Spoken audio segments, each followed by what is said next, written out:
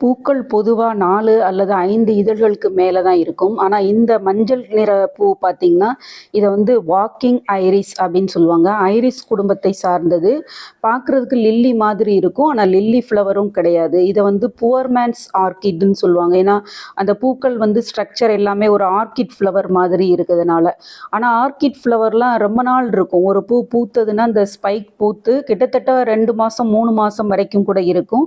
ஆனா, இந்த பூ வந்து ஒரு நாள் தான். லைட்டா ரொம்ப மென்மையாவும் இருக்கு. லேசா தட்டி விட்டா கூட உடைஞ்சு விழுந்துருது.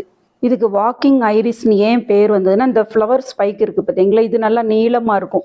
இந்த பூ விழுந்தோடனே அது கீழ அப்படியே வளைஞ்சு வந்து தரையில பட்டு, அதுலேருந்து புது செடிகள் வந்து முளைக்கும். அப்படியே பட்டு பட்டு பட்டு ஃபுல்லா கிரவுண்ட் கவரா முளைக்கிறனால இத வந்து வாக்கிங் ஐரிஸ்ன்னு சொல்றாங்க. இதுல 2 கலர் இருக்கு. இது வந்து எல்லோ கலரு.